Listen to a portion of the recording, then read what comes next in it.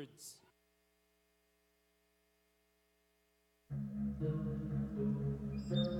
I was thinking about birds, just about birds. And I was thinking, whoever thought of feathers must have been a bird. Think how quick they are. It's more than just absurd, you flittering and fluttering there, high up, midair, or perched with wary eye, watching out for cats. Wonder if you sometimes wonder, is someone watching me? Some peeping tomcat down below with hypnotizing eye.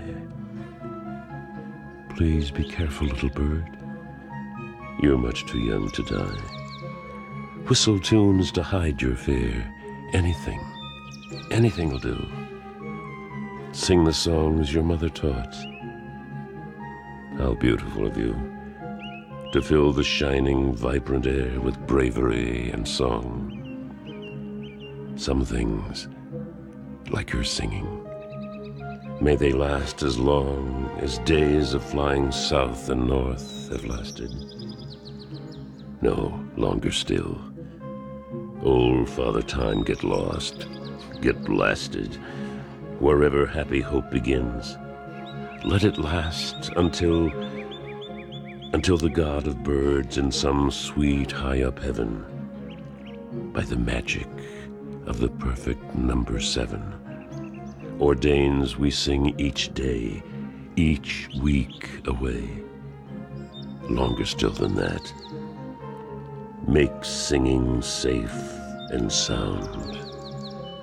I hear you, high above my head, and whistle back from down below. My whistling is a language you can never know. Fine feathered friends I watch this day. I watch you in your sky, in any kind of weather, hollow-boned and zooming through the feathered air. There is a special providence in the fall of the sparrow. It happens every day.